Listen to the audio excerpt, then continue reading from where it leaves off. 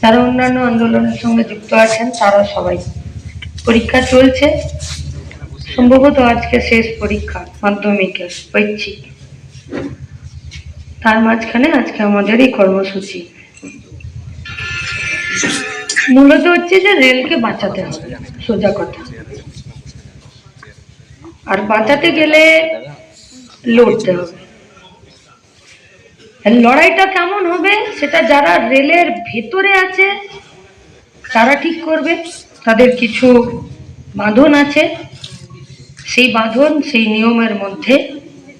আর আমরা যারা বাইরে আছি আমাদেরকে আমাদের মতো করে রেলকে বাঁচানোর জন্যে, শুধু রেল নয়, রেলের মতো সমস্ত কেন্দ্রীয় সরকারি শিল্প সংস্থাগুলোকে বাঁচানোর জন্য এই লড়াইয়ে আমাদেরকে সমান তালে আমাদের মতো করে থাকতে হবে।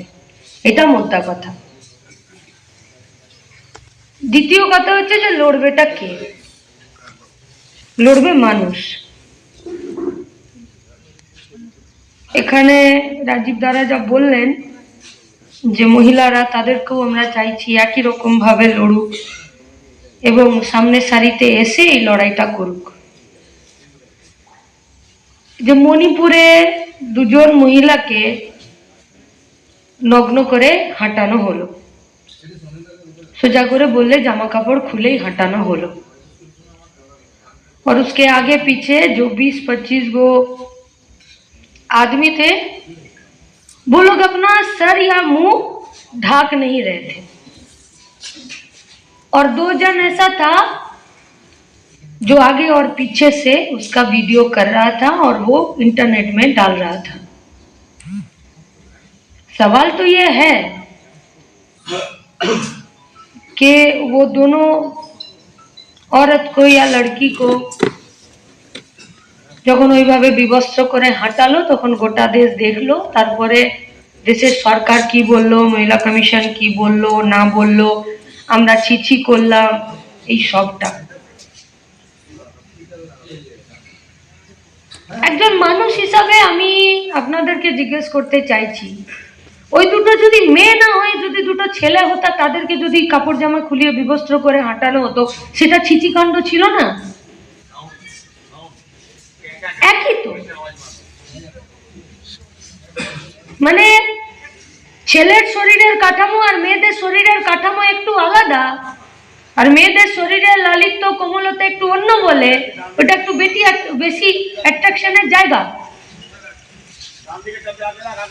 তার মানে সংবিধান প্রদত্ত যে অধিকার, যে বেঁচে থাকার অধিকার, যে অধিকারকে বলা হয় ডিগনিটি নিয়ে বেঁচে থাকার অধিকার, মানুষের মতো মানুষ হয়ে বেঁচে থাকার অধিকার, সেই অধিকার একটা ছেলে একটা মেয়ের ক্ষেত্রে আলাদা তো নই। হ্যাঁ, এই গোটা দুনিয়াতে, এই গোটা প্রকৃতিতে এই যে চোখ আছে আমাদের, আমার কানে যদি কোনো জিনিস স্নান করতে গিয়ে জল ঢুকে যায়, আমার কানের এই পাতাটাই, লতিটা, এটা বন্ধ করে দেয় না। কিন্তু চোখের উপরে চোখের পাতা, এই যে উপরের এই অংশটা, এই যে পাতাগুলো, এবার এটা এমন সেনসিটিভ করে তৈরি করা যে আমি চোখে জল নিই আর পেঁয়াজ কাটতে গিয়ে তার ঝাঁঝ চলে আসুক, বা কোনো কারণবশত চোখে সামনে কিছু আসুক, বা আমি ভয় পেয়ে যাই, বা আমি একটু উত্তেজিত হয়ে যাই, সবার প্রথম আমার চোখের পাতাটা বন্ধ হয়ে যায়। তার মানে এই কানের ফুটোর থেকে শুরু করে এই চোখের পাতাটার নিচে যে খোলা অংশটা, এটা বেশি সেনসিটিভ। প্রকৃতির নিয়ম অনুযায়ী ওটাকে রক্ষা করার জন্য প্রকৃতি একটা আলাদা প্রোটেকশন তৈরি করে দিয়েছে। এটা গোটা দুনিয়া, গোটা দেশ, গোটা ভূপ্রকৃতি, গোটা প্রকৃতি নেচারের মতো এই জিনিসটা আছে। इस बार ये सवाल आ सकता है कि लड़कियों क्या उतना कोमल, उतना नाजुक, उतना दुर्बल है? সমাজ একটা পরিস্থিতি তৈরি করে রেখেছে যে এই অংশটা দুর্বল, ফলে একে একটু আলাদা করে জায়গা দিতে হবে, একে একটু আলাদা করে প্রোটেকশন দিতে হবে। কিন্তু লড়াই যখন সামনাসামনি হয় তখন লড়াইয়ের শর্তে এ কোথাও কম বেশি প্রোটেকশনের জায়গা থাকে না।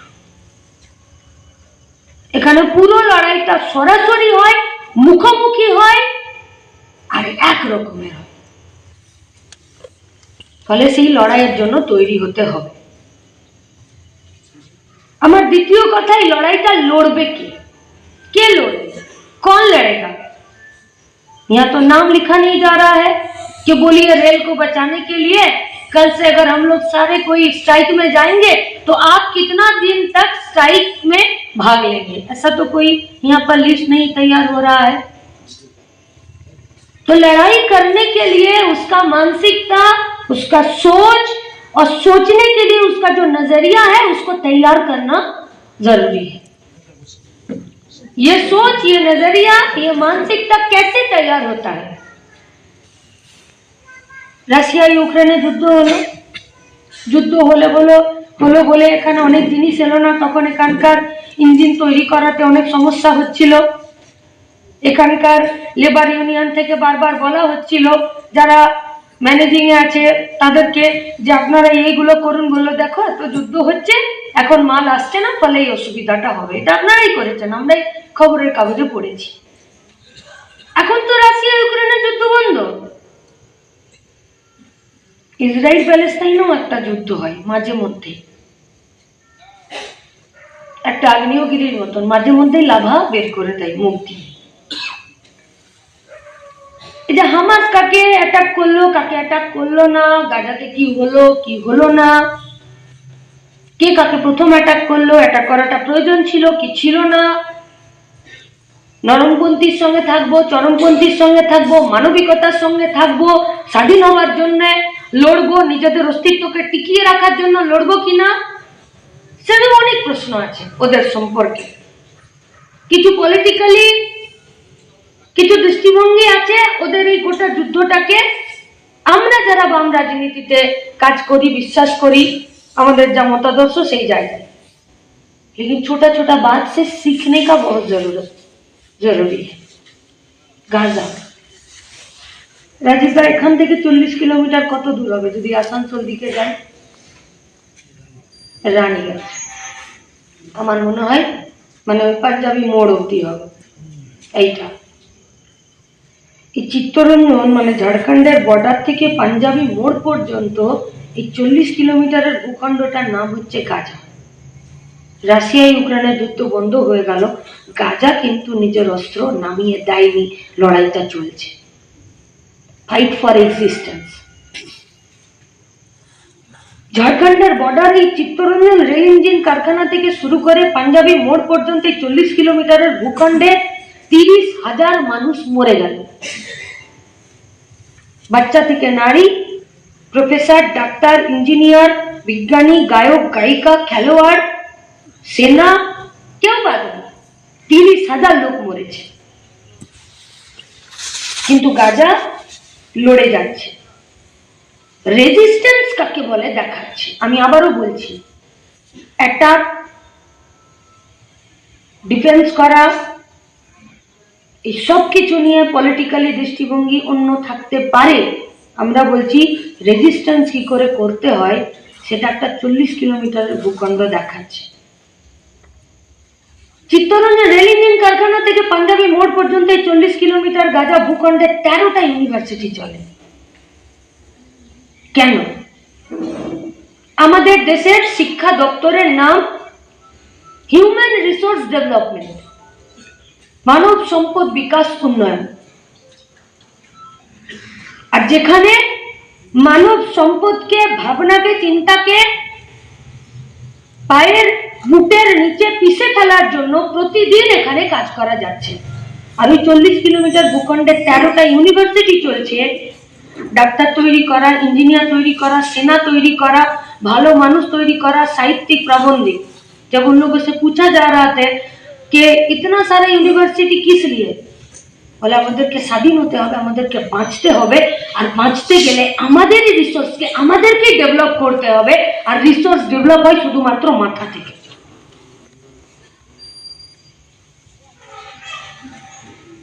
অন্য দেশ থেকে বোমা পড়ছে,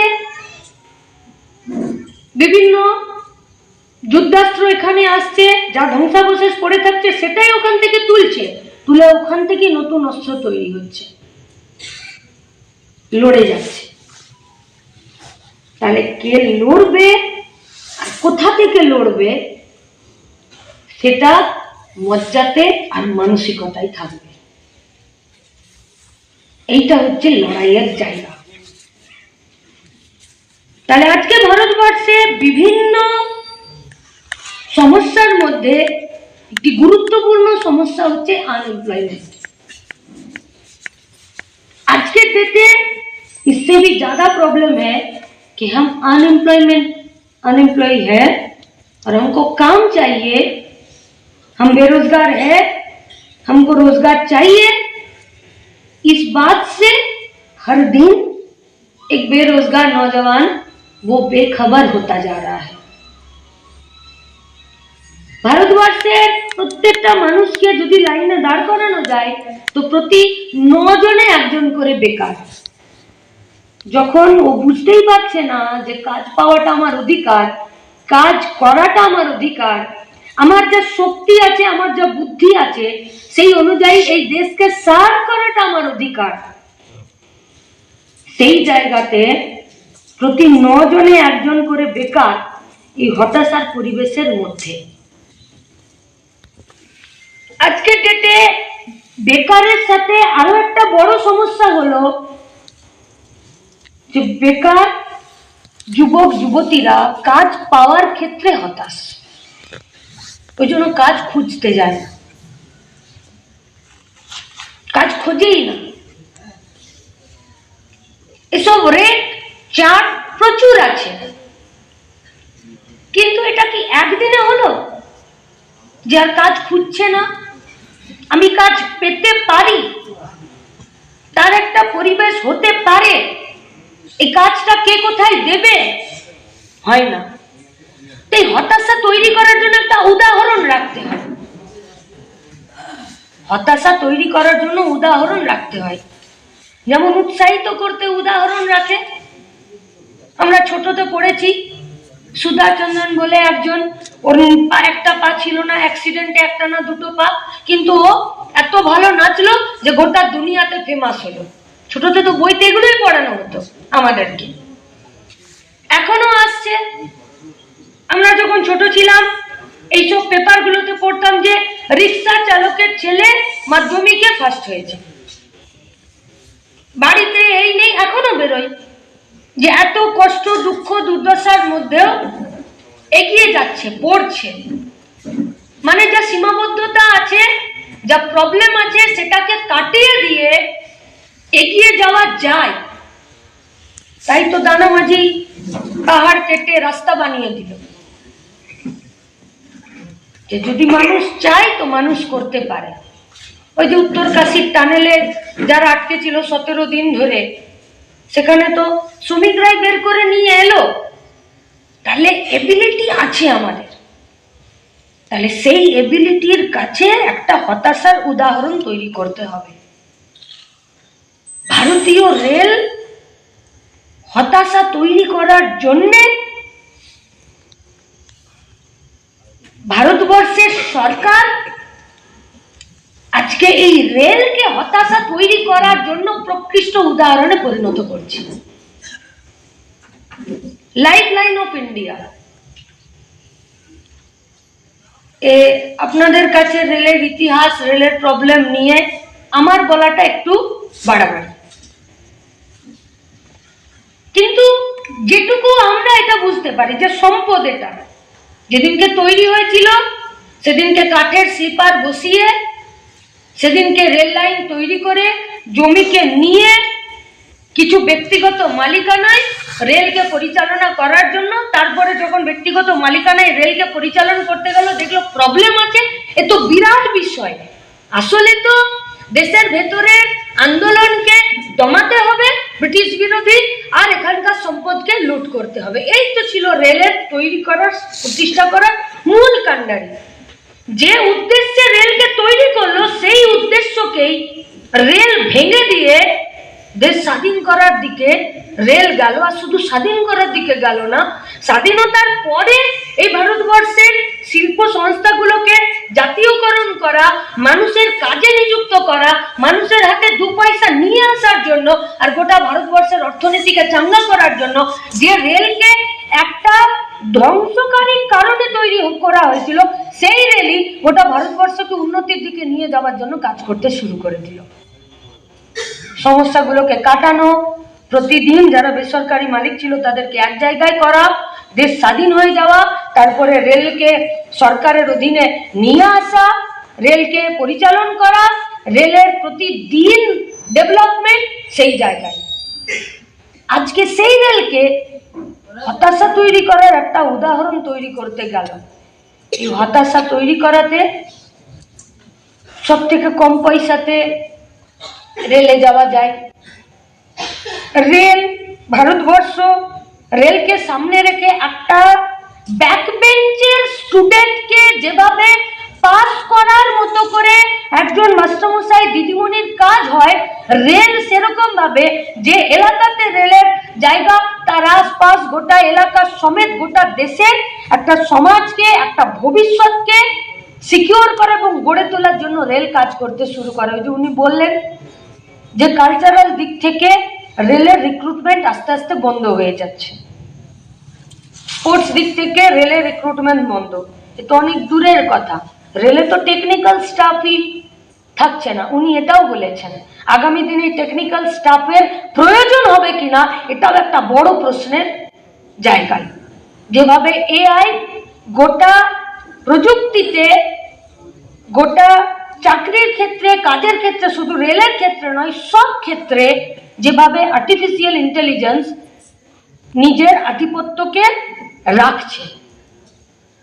আর্টিফিশিয়াল ইন্টেলিজেন্স অনেক দিন থেকে শুরু হয়েছে, শুরু হতে হতে হতে হতে চরমের জায়গায় যাচ্ছে। আমাদের প্রত্যেকের হাতে আর্টিফিশিয়াল ইন্টেলিজেন্সের উদাহরণ আছে। ওই সোফিয়া বলে একটি মেয়ে খবর পড়ছে, খবর পড়া তো দূরের কথা, ও তো এখন বিরক্ত হলে বুড়ুও কোচকাচ্ছে। ওর মধ্যে এত সেন্সকে ডেভেলপ করানো হচ্ছে প্রযুক্তিগত ভাবে। মনে করুন কমরেড আবির ঘোষ, ডিওয়াইএফআই এর আমাদের কমরেড, এই আবির ঘোষের সঙ্গে মাসে যদি আমার 4 বার কথা হয়, তাহলে আমার ফোনের আর্টিফিশিয়াল ইন্টেলিজেন্স এত চালাক যে আমি আবির লিখলেই ও পাশে ঘোষ নিজে নিজে লিখে দেয়। মানে আমাকে বলে যে তুমি ঘোষ লেখো, আমাকে ঘয় ওকার পেটকাটা মুদনস লিখতে হয় না, ও নিজে নিজে চলে আসে যে এরপর ঘোষ, আমি শুধু ওটাকে ক্লিক করে দিই। ও বুঝে গেছে যে এই আমার কাস্টমারের কাছে, যার কাছে এই প্রযুক্তিটা আছে, এর কাছে আবির মানে একটা আবির ঘোষ বলে একজন আছে। এটা হচ্ছে আর্টিফিশিয়াল ইন্টেলিজেন্স। আরো মারাত্মক ব্যাপার, আমি মোবাইলটা এরকম লম্বা করে দেখি, আমি এরকম চওড়া করে দেখলে ওর সাথে সাথে নিজের ভিউটা পাল্টে দেয়। ও কি করে বোঝে কে জানে। আমি তো পুরোনো দিনে আমার বাড়ির টিভিটাকে উল্টে দিলে বন্ধ হয়ে যেত, কখনো নিজের ছবিটা মুখটা পাল্টে দিত না। কিন্তু প্রতিদিন প্রযুক্তিগত উন্নতি, তাহলে আমরা কি কি করব? প্রযুক্তির বিরোধিতা করব, বিজ্ঞানের বিরোধিতা করব, বলবো যে আর্টিফিশিয়াল ইন্টেলিজেন্সকে আর বাড়তে দেওয়া যাবে না। এটা হয় বামপন্থী রাজনীতিতে, আর বামপন্থী মানে তো মানুষের মতো মানুষ হয়ে বেঁচে থাকা এবং বোঝাপড়ার জায়গা। তাহলে ভারতীয় রেলে এই আর্টিফিশিয়াল ইন্টেলিজেন্সও আসবে, আসবেই। বিদেশে বলছে নাকি গাড়ি চলছে বিনা ড্রাইভারে, আরো ডেভেলপ হবে। তাহলে যেখানে কালচারাল দিক থেকে রিক্রুটমেন্ট হচ্ছে না, স্পোর্টসের দিক থেকে রিক্রুটমেন্ট হচ্ছে না, অ্যাপ্রেন্টিসরা কোথায় যাবে তার ঠিক নেই, যে পদগুলোতে কেউ অবসর গ্রহণ করছে, রিটায়ারমেন্ট হচ্ছে, সেই পদগুলোকে তুলে দিচ্ছে। শুধুমাত্র এখানে যেখানে 18,000 করতো, সেখানে আজকে 7,000-এর কিছু বেশি শ্রমিক কাজ করছে। যত পোস্ট মানে সারেন্ডার হচ্ছে, সে জায়গায় নতুন পোস্ট তৈরি হচ্ছে না। আর সাধারণ কথা, একদম সাধারণ কথা, কয়েকটা দিন একটা কলেজে কাজ করার অভিজ্ঞতা ছিল। কলেজের লাইব্রেরিতে যত বই বাড়তো, গভর্নমেন্টের রুল অনুযায়ী 10,000 বই পেরোলেই আরো একটা লাইব্রেরিয়ান, আরো একটা ক্লার্ক, আরো 2টো গ্রুপ ডি স্টাফ। তাহলে এইদিকে বাড়ছে, ওইদিকে কমছে। বাকি আপনাদের যা সমস্যা আছে, 6,000, 9,000, 12,000 হর্স পাওয়ার চিত্তরঞ্জন তৈরি করবে না মাধেপুরা তৈরি করবে, অ্যালস্টমেরকে 20,000 কোটি টাকা দিয়ে ওকে ওর পিঠে মাথায় হাত বুলিয়ে ওকে কাজল পরিয়ে কপালে একটা বড় কালো টিপ দিয়ে তারপরে পাউডারে থুপি দিয়ে দিয়ে হাতটাকে কেটে দিয়ে ওর যাতে নজর না লাগে তার জন্য বন্ধুত্ব প্রীতি করবে, নাকি চিত্তরঞ্জনের রেল ইঞ্জিন কারখানার শ্রমিকগুলোকে ওরা লড়াই করলেও ওদের উপরে আক্রমণ হবে? এ তো আছে, এ তো থাকবে, এ তো আরো বাড়বে। আমরা যত আরো কঠিন লড়াই দেবো ওরা আরো কঠিন হবে। এ তো হয়েছে। রেলের কর্মীরা তো মিসাতে জেল খেটেছেন রেল স্ট্রাইকে। রেলের কর্মীরা তো নিজেদের পরিবার ছেড়ে অন্যের বাড়িতে মাসের পর মাস থেকেছে। রেলের কর্মীরা তো এই লড়াইকে এগিয়ে নিয়ে গেছে দেশ গঠনের স্বার্থে এবং রেলকে বাঁচানোর স্বার্থে। তাহলে লড়াই যত বাড়বে আক্রমণ তত বাড়বে। আর লড়াই যদি না বাড়ে রেলকে বাঁচানো সম্ভব নয়। আপনাদের কাছে কি বলবো? ভিশন 2020, 100 ডেজ অ্যাকশন প্ল্যান, এগুলো ব্যাখ্যা করবো আপনাদের কাছে? এটা শোভা পায়? বিবেক দেবরায় কমিটি, একটা কমিটি তৈরি হয় একজনের উন্নতি করার জন্য। মনে করুন আমি হসপিটালে ভর্তি হয়েছি, আমার রোগ নির্ণয় করার জন্য কি হবে, আমার অপারেশনটা কেমন করে করবে, আমার কি কি প্রবলেম আছে, মেডিকেল কলেজগুলোতে হয়। ডাক্তারের বোর্ড বসে ঠিক করে আমার ব্লাড কেমন আছে, আমার অপারেশন করে দিলে আমার ব্লাডটা জমে যাবে কিনা, আমার প্রেসারটা কেমন আছে, আমি কতটা নিতে পারবো, আমার অন্য কোনো ওষুধ चले किना, আমার আরো নানান সমস্যাগুলো আছে। मेडिकल बोर्ड बसे और बैठने के बाद ये ठीक करते हैं कि इसका ऑपरेशन से पहले क्या किया जा सकता है, ऑपरेशन टेबल में क्या हो सकता है, और ऑपरेशन के बाद जनरल बेड में देने के बाद इसको पैदल चलवाने के लिए हम लोग को क्या क्या करना पड़े। ऐसा कोई कमेटी देखे हैं कि उस कमेटी में इतना सारा लोग होता है, कमेटी मेंबर, और उस पेशेंट को मारने के लिए वो लोग सोचते हैं कि इसको कौन सा इंजेक्शन दिया जा सकता है, इसको कौन सा दवा दिया जा सकता है जो 4-5 दिन में ये मर जाए। আজকে ভারতীয় রেলে যতগুলো কমিটি তৈরি হচ্ছে, ভারতীয় রেলকে মেরে ফেলার জন্য তারা মিটিং করছে। সরকারি পৃষ্ঠপোষকতায় কাজ হচ্ছে। তো তার জন্য আমাদের এই লড়াইটা, তার জন্য ভারতীয় রেল, আমরা বললাম যে ব্রিগেডের সমাবেশ, এতগুলো ট্রেন বাতিল, একটা পুরো রিমা ছড়িয়ে গেল যে কি করে আসবে। আমাদের কেউ উৎসাহী কমরেড বলতে লাগলো যেটা কি কোনো মানে চক্রান্ত। তখন যা দেখা গেল যে প্রায় প্রতি সপ্তাহের রবিবার করে কিছু রেলের ট্র্যাকগুলোকে মেরামত করা হয়। প্রতি রবিবার করে মাসের নির্দিষ্ট কয়েকটা দিন ধরে প্রত্যেকটা রেল লাইনকে ঠিক করা হচ্ছে। আচ্ছা, এটা খুশির কথা তো, দুঃখের কথা নয়। ভালো তো, মেনটেনেন্স তো করতে হবে, নইলে পোস্তা উড়াল ফুলের মতন পড়ে যাবে আর বলবে এটা ওর সময় না এর সময় এইটা। কিন্তু প্রশ্ন অন্য জায়গায়। উনি বললেন টেকনিক্যাল স্টাফকে নিয়োগ করা হচ্ছে না। উনি বললেন আমি যতটা আমার কোয়ালিফিকেশন আছে, আমি যখন পরীক্ষাতে গার্ড দিতে গেলাম দেখলাম আমার থেকে বেশি কোয়ালিফিকেশনের ছেলেপুলেরা পরীক্ষা দিচ্ছে। ওর আমার থেকে উঁচু পোস্টে কাজ করার দরকার ছিল, ও রেলের গ্রুপ ডি এর চাকরির পরীক্ষা দিচ্ছে।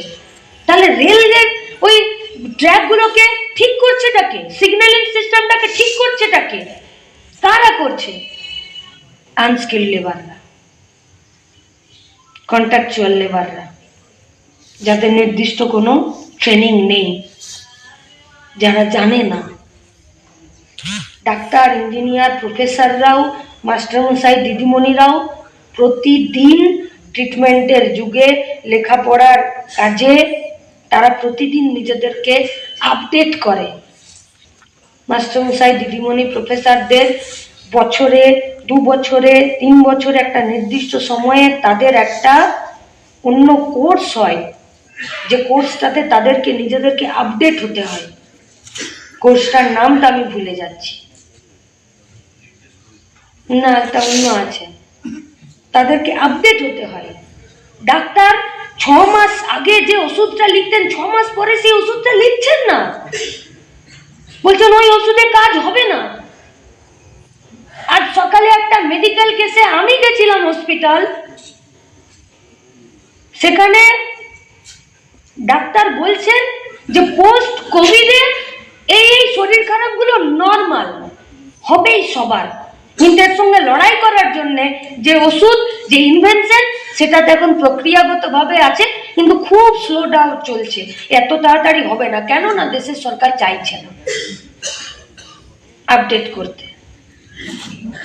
তাহলে যারা রেলের ট্র্যাক ঠিক করছে, সিগন্যালিং সিস্টেমকে ঠিক করছে, সিকিউরিটি ডিপার্টমেন্টে কাজ করছে, তারা তো কন্ট্রাকচুয়াল, তার কাজের প্রতি তো একাত্মবোধ নেই, তার তো ট্রেনিং নেই, সে তো কন্ট্রাকচুয়াল কিভাবে কাজ পেয়েছে তার তো সঠিক ক্রাইটেরিয়া পর্যন্ত নেই। তাহলে গোটা ভারতের রেলকে, এই লাইফ লাইনকে, সব থেকে বেশি কর্মসংস্থানের জায়গাকে, ভারতবর্ষের অর্থনীতিকে একা এক হাতে ধরে রাখার মতন একটা সংস্থাকে কন্ট্রাকচুয়াল কর্মীদের হাতে ছেড়ে দেওয়া হচ্ছে হতাশার উদাহরণ তৈরি করার জন্য। কিন্তু এখানে কি লড়াইয়ের কোনো উপাদান না নেই? আছে তো। কিছুদিন আগে খবরে, আমি জানি না সত্য মিথ্যা, রাজীব দ্বারা আমাদেরকে বলে দিবেন, আমার জিজ্ঞাসা করাও হয়নি, একদিন সোশ্যাল মিডিয়াতে, এখন তো খবর সব সোশ্যাল মিডিয়া ঠিক করে দেয় যে কোনটা খবর আর কোনটা খবর না, সেখানে দেখলাম যে একজন রেলের ড্রাইভার, ওর ডিউটি শেষ হয়েছে, যেখানে টাইমে শেষ হয়েছে সেখানে ট্রেনকে থামিয়ে চাবি দিয়ে আর নেমে পালিয়ে গেছে। এটা হয়েছে, ঘটেছে। যদি এই কারণে হয়েছে যে আমার ডিউটি শেষ হয়েছে, আমি আর জানি না, গোটা প্যাসেঞ্জাররা বুঝুক আসলে ভারতীয় রেল এইভাবে চলছে। যদি এটা হয়েছে তাহলে আমাদেরকে স্যালুট করতে হবে সেই ড্রাইভারকে, যে একা হিম্মত দেখিয়েছে ভারতের সরকারের বিরুদ্ধে রেলকে বাঁচানোর জন্য, এই লড়াইয়ে সামনের সারিতে থেকে নেতৃত্ব দেওয়ার জন্য। যদি এই উদ্দেশ্যে করেছে তো তাহলে লড়াইয়ের উপাদান আছে।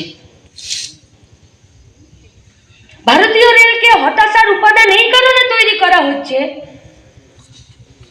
কারণ এখানে এই যে সাঁতরাগাছির প্রিন্টিং প্রেসটা বন্ধ হয়ে গেল, শুধু কি টেকনিক্যাল না, ওই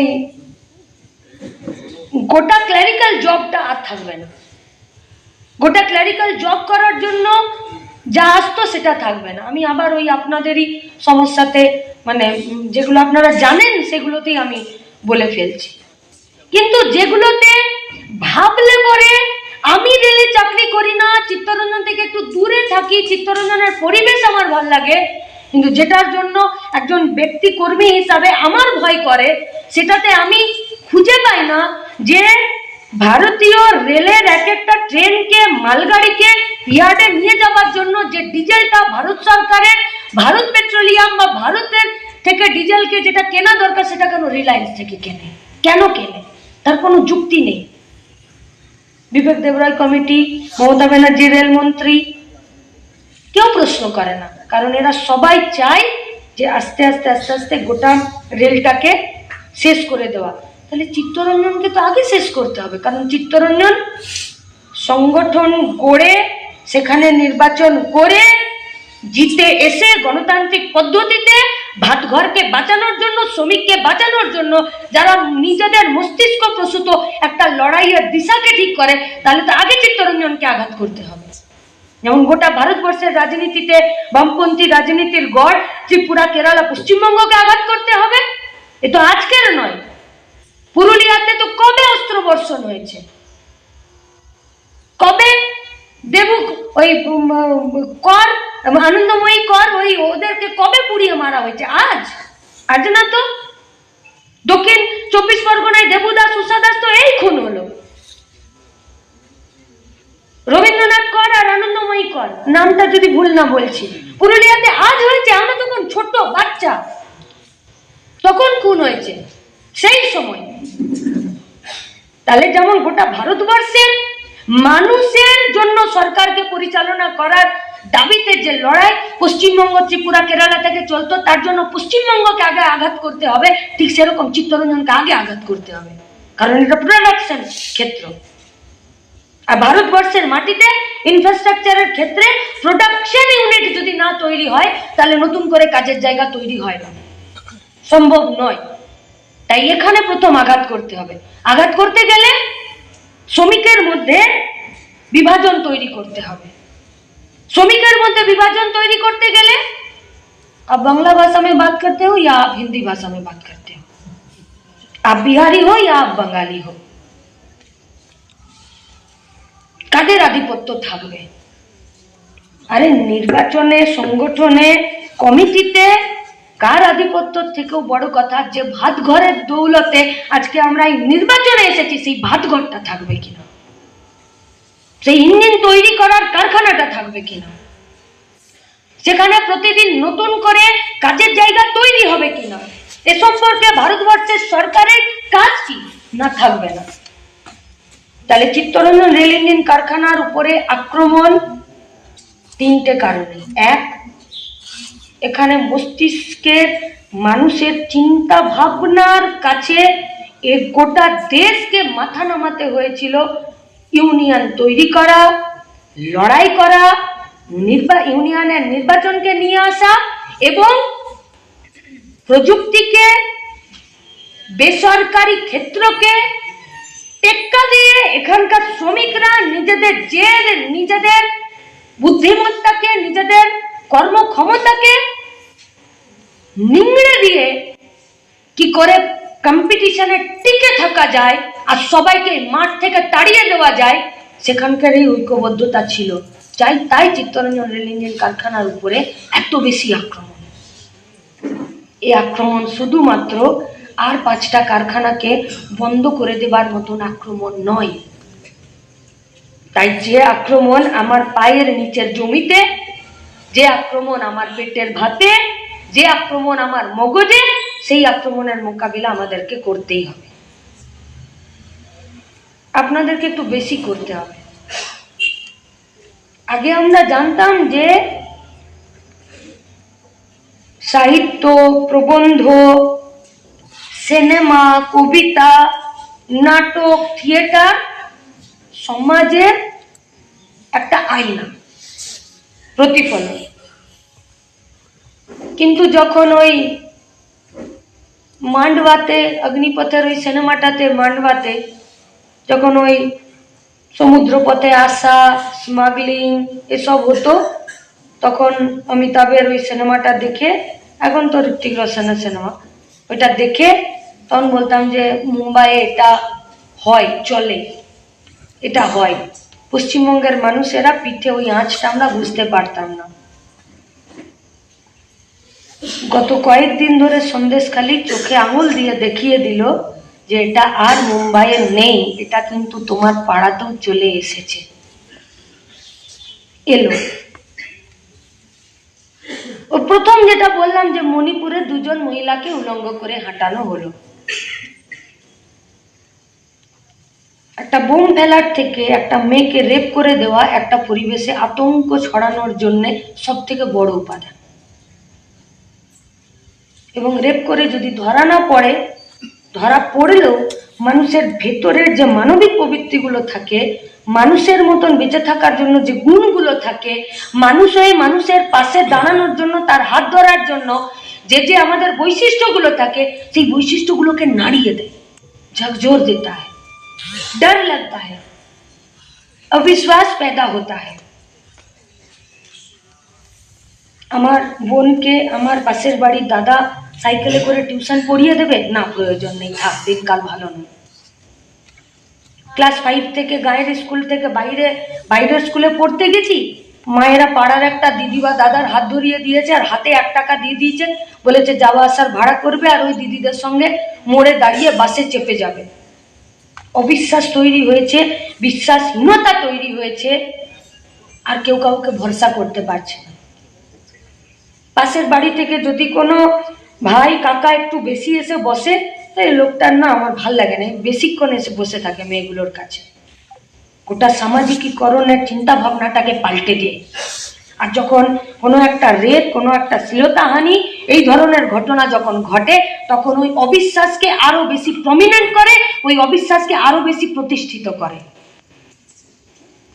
কিন্তু সন্দেশখালীতে শুধুমাত্র এই মহিলারা যা কথা বললেন যে পার্টি অফিসের পাশে থানা, থানার পাশে পার্টি অফিস, যে পার্টি অফিসে সারা রাত মেয়েদেরকে আটকে রাখা হতো,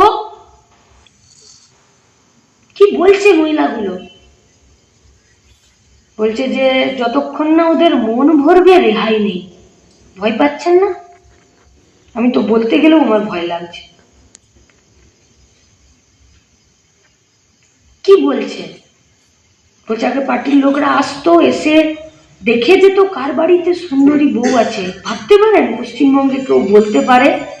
ওই যে মগজে আক্রমণ, ওই যে চিন্তা ভাবনাতে আক্রমণ, ওই যে এখানকার লড়াইয়ের মানসিকতাতে আক্রমণ, ওই যে হতাশার পরিবেশ তৈরি করে দেওয়া, এইগুলো হচ্ছে তার প্রতিফলন। আচ্ছা, এর পিছনে আর কিছু নেই? আছে। সন্দেশখালী যে দ্বীপটা, ঠিক তার 18 কিলোমিটারের ওইদিকে খুলনা, বাংলাদেশ। যখন এপার বাংলা ওপার বাংলা সমস্যা, বা বাংলাদেশ থেকে আসা লোকজন এখানের নাগরিকত্ব নেবে কি নেবে না, বা এখানকার জমি কিনছে কি কিনছে না, কাদের জমি ছিল? এসটিদের জমি। সেই এসটিদের জমিকে এসটি ছাড়া আর কাউকে বিক্রি করা যায় না। তাহলে বিএলআরও সব থেকে বড় প্রোটেকশনের জায়গা। বিএলআরও এসটির জমিকে অন্য যে কোনো লোককে বিক্রি করে দিচ্ছে, জমির চরিত্র পাল্টে যাচ্ছে। তার মানে বিএলআরও বেটা ঘুষখোর, এবং সরকারের কাছে মাথা নামিয়ে দিয়েছে। কারা কিনতে পারছে? যারা পার্টির নেতা। কোন পার্টির নেতা? পশ্চিমবঙ্গে আজকে সব থেকে মানে শক্তিশালী পার্টি, যে পার্টিটা দুর্নীতি, চোর, জখম এই সব কিছুতে আছে, সেইটা। এর পিছনে আর কি আছে? ট্রলার দিয়ে, নৌকা দিয়ে সন্দেশখালীর আশেপাশে যে নদীটা আছে, সেই নদীর মধ্যে গিয়ে ট্রলার গিয়ে সেখানে মাঝখান থেকে সাদা বালি তুলে নিচ্ছে। সেই বালি দিয়ে ইট ভাটা তৈরি হচ্ছে। সেই ইট ভাটাতে যে শ্রমিকরা কাজ করে, তাদের মজুরি 300 টাকা 600 টাকা নয়।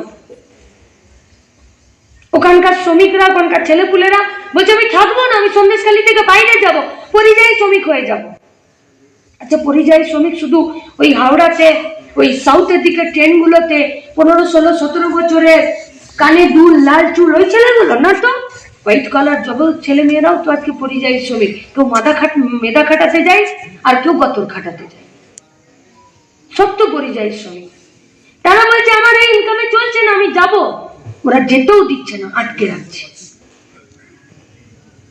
100 দিনের কাজের টাকা, ওসব আপনারা জানেন, প্রতিদিনই শুনছেন, যদিও টিভিতে সব কথা বলবেন না। তাহলে আক্রমণ, পুলিশ প্রশাসন আমার ব্যাগে আছে এখনো। কালকে আমরা সন্দেশখালী গেলাম, তো টিকিট কাউন্টার বন্ধ করে রেখেছে, ফেরি পারাপার বন্ধ রেখেছে। আমরা বললাম আগে টিকিট কাউন্টারটা খোলার। টিকিট কাউন্টারের টিকিটের উপরে যে শিবু হাজরার বিরুদ্ধে মহিলাদের সঙ্গে এইসব ঘটনা ঘটার সব থেকে বড় অভিযোগ, নেজাট ঘাট, সেই নেজাট ঘাটের ফেরির টিকিটে শিবু হাজরার টিকিট বলে বিক্রি হচ্ছে। আর একটা ভিডিও, একটা পঞ্চায়েতের চোখের সামনে যে ফেরিটা মানুষের চলাচলে, সেখানে শিবু হাজরার নামে চলছে। তার মানে ব্যক্তিগত কারণে ওটা অকশন করা হচ্ছে। তাহলে লিস্ট দিচ্ছে কি? ভিডিওর কাছে জানা নেই। আচ্ছা, নেজাট ব্রিজটা তৈরি কেন করছে না? সন্দেশখালী থেকে একটা নদী, তারপরে একটা আইল্যান্ড, তারপরে আরেকটা নদী, তারপরে এপারে আসে, তারপরে মানে দুটো নদী পার করতে হবে। যদি নেজাটের ব্রিজটা তৈরি হয়ে যায়, তাহলে যে সময় ফেরি পারাপার হবে তার থেকে অনেক কম সময় চলে আসবে। আমরা যখন এখানে আলিয়া ভট্টের বাচ্চা কি করে হবে, কি নাম রাখবে, বামটা কেমন হয়েছে, যখন এ নিয়ে গোটা ফেসবুক থেকে শুরু করে সিনেমা, জার্নাল সবকিছু যখন একদম পরিপূর্ণ, তখন নেজাটের ঘাটের ওই পারে দুটো নদী পেরিয়ে সন্দেশখালীর মতন দ্বীপ অঞ্চলগুলোতে শুধুমাত্র হসপিটাল পৌঁছাতে পারে না বলে ডেলিভারি হতে যাওয়া পেশেন্টগুলো মরে যায়। আছে খোঁজ খবর? নেই। ওই যে উনি বললেন যে কোনো ডেটা পাবেন না, পাবেন না। 2023 সালের অক্টোবর মাসের টিকিট বিক্রি করছে একটা পঞ্চায়েত পরিচালিত ফেরিঘাট, যে ট্যাক্স দেবে এবং সরকারের ঘরে টাকা দেবে, যে টাকা থেকে একটা কারখানা, একটা মিড ডে মিল, একটা হসপিটাল, একটা হেলথ সেন্টার, একটা রাস্তা, একটা নৌকো, একটা মিড ডে মিল, এইগুলো হবে। সেই ফেরিঘাট কে চালাবে? কোনো ব্যবস্থা নেই। ভাবতে পারছেন, এটা পশ্চিমবঙ্গে আপনার এখান থেকে সন্দেশখালি যেতে গাড়ি করে যেতে গেলেও 7-8 ঘন্টার বেশি সময় হবে না, সেখানে এই ধরনের ঘটনা ঘটছে, মানে গভর্নমেন্ট স্পন্সার্ড। আরে চিত্তরঞ্জন রেল ইঞ্জিন কারখানাতে শ্রমিকের অধিকারকে রুখে দাও। কেমন করে? কারণ যারা কন্ট্রাকচুয়ালে নিয়োগ হবে তারা 12 ঘন্টার কাজ করবে, তাদের উপরে যা অমানবিক অত্যাচার হবে, তাদের সঙ্গে যা ব্যবহার করা হবে, তাদেরকে কাজ শেখানো হবে না, দুদিন পরে বলে দিবে তুমি চলে যাও। হয়েছে, হচ্ছে, আগামী দিনে আরো বাড়বে। ঠিক একই রকম ভাবে সন্দেশখালিতেও ওই একই করছে। তাহলে ওখানেও বেকারি, এখানেও বেকারি, ওখানেও হতাশা তৈরি করার উপাদান, এখানেও হতাশা তৈরি করার উপাদান।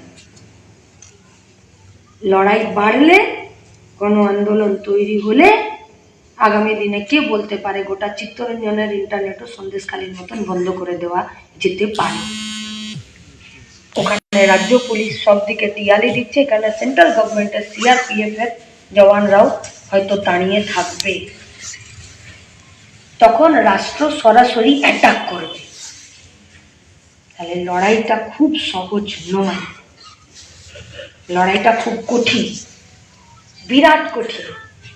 আর লড়াইটা চিত্তরঞ্জন রেল ইঞ্জিন কারখানাকে বাঁচানোর লড়াইটাই গোটা আসানসোল শিল্পাঞ্চলের লড়াইয়ে পরিণত আমাদেরকে করতে হবে।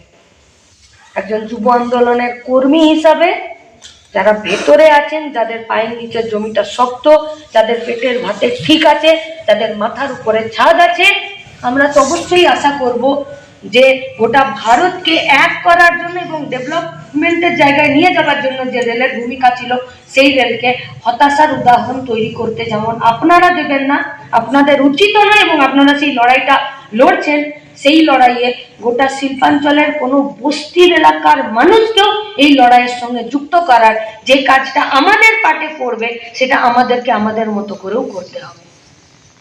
তাই এই যৌথ লড়াই, এই লড়াইয়ের বাইরে না তো লোকসভার ভোট আছে, না এই লড়াইয়ের বাইরে পঞ্চায়েতের ভোট আছে, না বিধানসভার ভোট আছে, না আপনার এরিয়া নির্বাচনের ভোট আছে।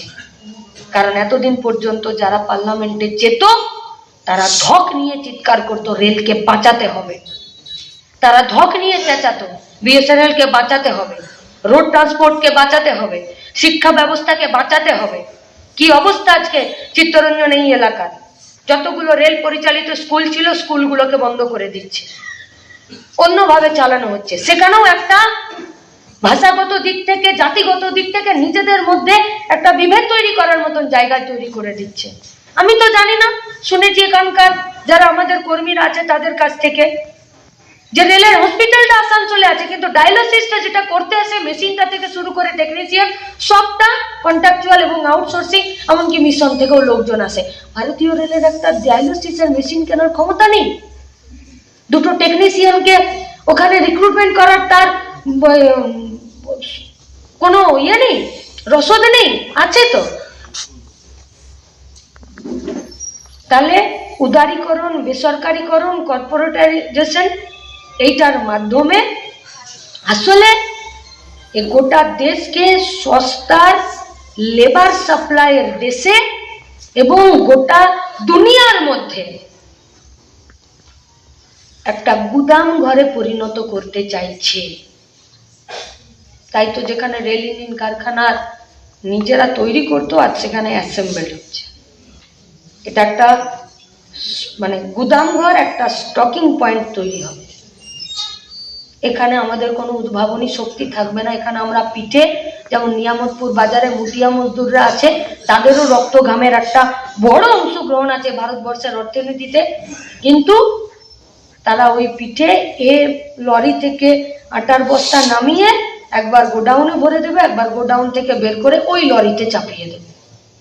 আর তার জন্য প্রতি বছর বাজেটে এই ভারতীয় সংস্থাকে চালানোর জন্য সেখানে টাকা পয়সা কমানো হচ্ছে প্রতিদিন দেশে এবং রাজ্যে। বললে वाला नहीं है कोई।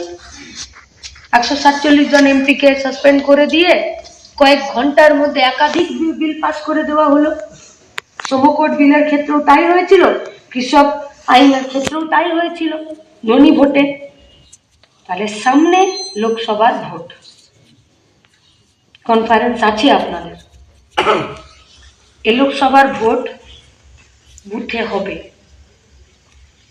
এই লোকসভার ভোট শুধুমাত্র দিল্লিতে কে সরকার তৈরি করবে শুধু তার ভোট নয়, ভারতীয় সংসদীয় গণতান্ত্রিক শাসন ব্যবস্থায় বিরোধী চেয়ারে বসে কোমরের মাজা শক্তি করে মাথা পরিষ্কার রেখে সেখানে লড়াই করার মতন মানসিকতা সম্পন্ন লোককে পাঠানোটাও বামপন্থী রাজনীতির একটা অন্যতম কাজ এবং লড়াই।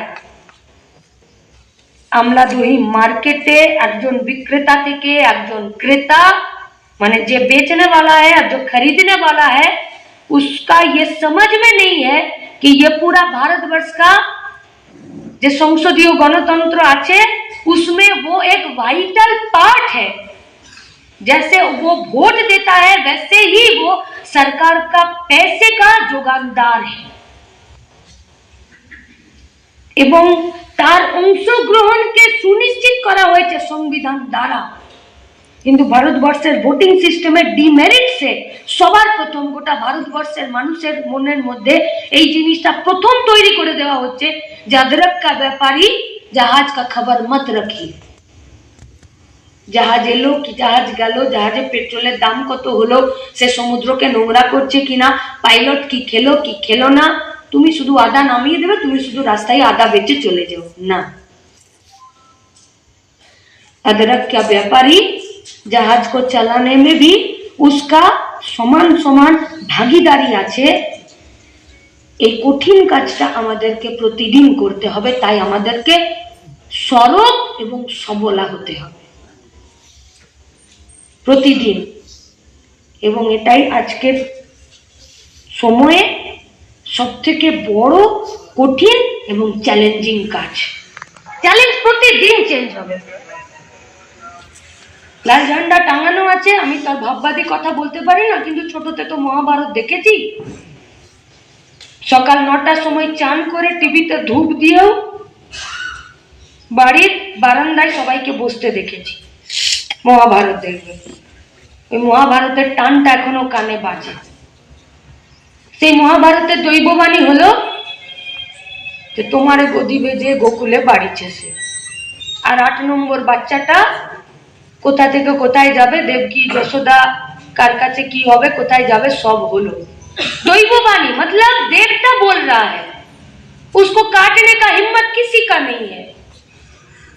তারপরে রামায়ণ মহাভারত দেখানো আস্তে আস্তে গোটা ভারতবর্ষে আস্তে আস্তে ওই চলকে ব্যান করে দিতে হয়নি, আস্তে আস্তে বন্ধ হয়েছে নিজে নিজে। তারপর আবার ভূতু চলে এসছে, আমার নাম ভূতু, মানে একটা ভূত আছে। এদিকে 5G চলে যাব কিন্তু ভূতু আছে, কিন্তু ভূতুর প্রতি দারুণ সেন্টিমেন্ট। ভূতু কাঁদলে আমিও টিভির সামনে বসে কাঁদি। নাগিন বলে সিরিয়াল, মৌনি গাঙ্গুলি না কি নাম, ওকে দেখার জন্য একদম ভাই বোন সব ছটপট করছে। এই মেয়ে হয়ে গেল, এই দুসরা মেয়ে হয়ে গেল, মগজে আক্রমণ। কিন্তু আজকাল দৈববাণী নেই, আকাশবাণী ভবন রেডিও বার্তা। একটা কেউ জোকস বললো, ফিরে বল না, এটা आकाशवाणी रेडियो আর দ্বিতীয়বার বলা যাবে না। मतलब बेतार में, आकाशवाणी में, रेडियो में जो बात एक बार कहा जाता है उसका रिपीट टेलीकास्ट প্রথম হবে না, তারপর রেকর্ড করা হলো, পরে বাজানো হলো। কিন্তু আজকে আকাশবাণী ভবন বা বেতার বা রেডিও শোনার থেকে বেশি চল হয়েছে FM এর। তার আবার এক গাদা চ্যানেল হয়েছে, সেখানে আবার একমুখী কথা বলে না, সেখানে আবার ফোন করে, মানুষের সঙ্গে মানুষের রিলেশন একটা মেনটেন করে। আজকে বর্ষার দিন আপনার কাকে মনে পড়ছে বলুন, আপনি কি খেতে ভালোবাসেন বলুন, এই গানটা কাকে ডেডিকেট করতে চান বলুন, আপনি এই প্রশ্নের উত্তর দিন। এফএম এ চলে এলো মানে মানুষের সাথে মানুষের ইন্টারাকশন, এনগেজমেন্ট। আর আমরা তো গোটা দেশকে বাঁচানোর জন্য চিত্তরঞ্জন রেল ইঞ্জিন কারখানাকে, এখানকার সংস্কৃতিকে, এখানকার খেলাধুলাকে, এখানকার মানুষের মগজকে বাঁচাতে চাইছি। আমাদের যদি এনগেজমেন্ট না থাকে মানুষের সাথে মানুষের, আর আমরা যদি দৈববাণী বা বেতার হয়ে যাই, একবার বলে ভাষণ দিয়ে চলে যাব, এই লড়াইটা কঠিনই থাকবে, চ্যালেঞ্জিংই থাকবে। এই লড়াইয়ে একজন সৈনিক হিসাবে নিজের হাতিয়ারটা তো থাকবে, কিন্তু সেই হাতিয়ারটা ভোতা হবে। লড়াইটাকে লড়তে পারে যেই সময় কালের জন্য নিজেকে ওইভাবে তৈরি করতে পারে। লড়াইটা কে লড়তে পারে? যে নিজেকে রক্ষা করতে পারে, নিজের মগজকে রক্ষা করতে পারে, নিজের চিন্তা ভাবনাকে রক্ষা করতে পারে, নিজের পরিবারের চিন্তা ভাবনাকে রক্ষা করতে পারে, তারপরে দেশকে বাঁচানোর জন্য, চিত্তরঞ্জনকে বাঁচানোর জন্য নিজেরা প্রতিটা দিন সবজিওয়ালার থেকে রাতে যার কাছে গুড নাইটের কয়েলটা কিনি, তার সাথে এই কথা স্পষ্টভাবে বলতে পারে, তীক্ষ্ণভাবে বলতে পারে। রানা প্রতাপ চেতকে করে যুদ্ধ করতো, ভুল বললে কেউ ঠিক করে দেবেন, হতে পারে আমার ভুল, আমি ভুলে যাই এসব জিনিসপত্র। কিন্তু যখন দেখতে গেছিলাম মিউজিয়ামে, তখন দেখেছিলাম যে তার মাথাতে যে হেলমেটটা, মানে তখন শিরস্ত্রাণ বলতো, আজকে আমরা হেলমেট বলি, সেই শিরস্ত্রাণটার ওজন হচ্ছে 15 কেজি। মানে একটা 15 কেজির হেলমেট মাথাতে নিয়ে ও যুদ্ধ করত। তরোয়ালটা ছিল, সেই তরোয়ালটার ওজন অনেক ছিল, ভুলে গেছি। তারপরে চেতকের উপরে টকবগিয়ে যুদ্ধের ক্ষেত্রে ছুটে বেড়াতো, লাগাম হাতে থাকতো না। সেই কন্ট্রোল, সেই ভারসাম্য নিজের মধ্যে ছিল। আর ওই ভারী 15 কিলো 22 কিলো পরে তারপর ওই তরোয়ালটা উঠিয়ে নিয়ে লড়াইয়ের মাঠে সামনের শত্রুকে উপর থেকে, মাথা থেকে শুরু করে পা পর্যন্ত একদম মাঝে মাঝে চিরে দুদিকে ফেলে দিত। তাহলে যুদ্ধের ময়দানে নামতে গেলে, সামনে শত্রুর সঙ্গে লড়তে গেলে নিজেকে শক্তিশালী হতেই হবে। সে তো 22-এর দুধ খেত, রাজীব দাকাকে 22-এর দুধ দেবে আমি জানি না। আমাদের কাছে আমাদের রসদ, ওর কাছে যদি দুধ ছিল রসদ, তাহলে আমাদের কাছে আমাদের রসদ হলো প্রতিদিনের চর্চা, কারখানার ভেতরে ইউনাইটেড শক্তিশালী ইউনিয়ন, বাইরে আমাদের পরিবারকে রেল ইঞ্জিন বাঁচানোর জন্য একমুখী লড়াইয়ে, আমাদের সমাজ, আমাদের কালচার, আমাদের পরিবেশ, আমাদের শিক্ষাকে বাঁচানোর জন্য, আর 5টা কেন্দ্রীয় সংস্থা বাঁচানোর সাথে সাথে এই পশ্চিমবঙ্গের মাটিতে তৃণমূলকে হাঁটানোর জন্য, গোটা ভারতবর্ষের বুকে বিজেপিকে হাঁটানোর জন্য নিজেদের মগজকে পরিষ্কার রেখে সেই রসদকে নিজেদের মধ্যে আত্মস্থ করতে হবে, আর তারপর লড়াইয়ের ময়দানে নামতে হতে পারে। আমার পায়ে যদি हिंदी बोली ना बांग्ला बोली, वो मुसलमान है ना हिंदू है, वो टोपी पहनता है या तिलक खींचता है, वो लुंगी पहनता है या धोती पहनता है, अगर ये सब নন ইস্যু গুলো যদি আমার পায়ে জুতো হয়, তাহলে আমার পা থেকে হয় ছোট হবে, নইলে বড় হয়ে যাবে। আর যদি আমার মাপের জুতো আমার পায়ে না থাকে, আমি লড়াইয়ের ময়দানে বেশিক্ষণ দৌড়াতে পারবো না। তাহলে এই ইস্যু হচ্ছে ওদের ইস্যু, তাহলে ওদের ইস্যুতে আমাকে পা গলানো যাবে না। আর আমাদের ইস্যু হলো কারখানা বাঁচবে কিনা। চিত্তরঞ্জন রেল ইঞ্জিন কারখানা বাঁচানোর জন্য এখানকার লোকসভার সাংসদ কটা প্রশ্ন করলেন। এখানে যতগুলো আসানসোল লোকসভা কেন্দ্রের মধ্যে যতগুলো বিধায়ক আছে, চিত্তরঞ্জন রেল ইঞ্জিন কারখানাকে বাঁচানোর জন্য, জনমত তৈরি করার জন্য এখানকার বিধায়ক সে রাস্তায় দাঁড়িয়ে কতগুলো মানুষকে একত্রিত করেছে চিত্তরঞ্জন রেল ইঞ্জিন কারখানা বাঁচানোর জন্য। এখানকার কালচারকে, এখানকার সভ্যতাকে, এখানকার মানুষকে, এখানকার স্কুলকে, এখানকার হেলথ সেন্টারকে, এখানকার হসপিটালকে বাঁচানোর জন্য তাদের অবদান কি আছে? তাদের পার্টির থেকে কতবার ওখানে গিয়ে এমপিতে, রাজ্যসভাতে, লোকসভাতে তারা লড়াই করলো, কটা প্রশ্ন করলো। বাসুদেব আচারিয়া কালো মানুষটা হেরে গেল, মুনমুন সেন নাস্তা বিস্কুটের অ্যাড করে ফর্সা মানুষটা জিতে গেল, রেল বেঁচে গেল। বাসুদেব আচারিয়া 9 বারের সাংসদ মরে গেলেন, স্ট্যান্ডিং কমিটির চেয়ারম্যান ছিলেন, যতদিন ছিলেন ততদিন পর্যন্ত রেলকে বাঁচানোর লড়াই করেছেন। আর মুনমুন সেন নাস্তা বিস্কুটের অ্যাড করতে গিয়ে ফর্সা মেয়েটা তো, সুন্দরী মেয়েটা তো জিতে গেল, দুষ্টু মিষ্টি করে, কিন্তু আমার ভারতের রেলটা বাঁচার জন্য লড়াইটা 5-10 বছর পিছিয়ে গেল। তাই রাজনীতির বিরাজনীতিকরণের বিরুদ্ধে এই বাঁচানোর লড়াইয়ে এই রসদের নিজেদেরকে সব থেকে বেশি নিজেদেরকে বলিয়ান করতে হবে, নিজেদেরকে শক্তিশালী করতে হবে, বন্দুক বাড়াতে হবে। আর আমাদের এজেন্ডাতে, আমাদের মূল ইস্যুতে, আমাদের মূল এজেন্ডাতে ওদেরকে আনতে বাধ্য করতেই হবে। আর যদি আমার জুতো ওর পায়ে দিই, তাহলে হয় আমার জুতো ওর পায়ে বড় হয়ে যাবে, নইলে ছোট হয়ে যাবে। আর আমার জুতো যদি ওর পায়ে হয়, ও বেশিক্ষণ দৌড়াতে পারবে না। তাই তো আমরা ইনসাফ যাত্রাতে 2910 কিলোমিটার যখন পথ অতিক্রম করেছিলাম, আমরা একটাই কথা বলেছিলাম, ভুল এজেন্ডার বিরুদ্ধে মূল এজেন্ডার ভিত্তিতে মানুষকে রাস্তায় নামাতে হবে। নকল যুদ্ধ ছাড়ো, আসল কথা বলো। রুটি রুজির কথা বলছো কি? কারখানা বাঁচানোর কথা বলছো কি? নতুন পোস্ট তৈরি করার কথা বলছো কি? কোন কারণে পুরনো পোস্টকে অ্যাবলিশ করে দিচ্ছ তার কথা বলছো কি? রেল ইঞ্জিনকে বাঁচানোর জন্য এখানে নতুন করে টাকা বরাদ্দ করছো কি? এখানকার কর্মীদেরকে অ্যাপ্রেন্টিস যারা দিচ্ছে, নতুন করে যাদেরকে রিক্রুট করবে না ঠিক করেছো, যারা ভেতরে আছে তাদেরকে এআই এর আর্টিফিশিয়াল ইন্টেলিজেন্সের সময়ে তাদেরকে আপলিফট করছো কি? তাদেরকে আপডেট করছো কি? কোন দিকে নিয়ে যাচ্ছ? তাই মূল এজেন্ডাতে ফিরে আনতেই হবে। তাই নিজেদেরকে তৈরি করতে হবে, বাকিদেরকে তৈরি করতে হবে, শক্ত করে হাত ধরতে হবে। হাত যদি ধরতে পারি, আমাদের মাঠে আমাদের এজেন্ডাতে যদি লড়াইকে নিয়ে আসতে পারি, জিতবো আমরাই। হতাশা ওরা তৈরি করছে, সাহস উৎসাহ আমাদেরকে তৈরি করতে হবে।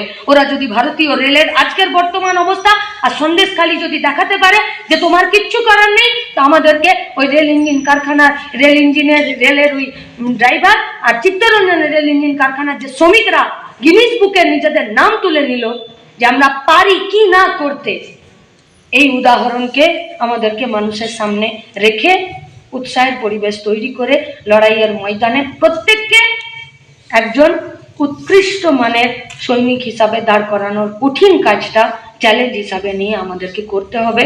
আপনারা ভেতরে থেকে লড়াইটা চালিয়ে যান। আমরা যুব আন্দোলনের কর্মী হিসাবে এটুকু আপনাদেরকে কথা দিতে পারি, এই লড়াই আপনাদের হাত 1 মিনিটের জন্য ছেড়ে দেবার পাত্র আমরা নই। বাইরে বেরিয়ে দেখবেন আমরা আপনাদের জন্য, সেখানেও রেলের জন্য, ভারতকে বাঁচানোর জন্য, এই কারখানাকে বাঁচানোর জন্য আমরা সদা সর্বদা সেখানে থাকবো। এই লড়াই যৌথ লড়াই, এই লড়াই সামগ্রিক লড়াই পরিণত হোক।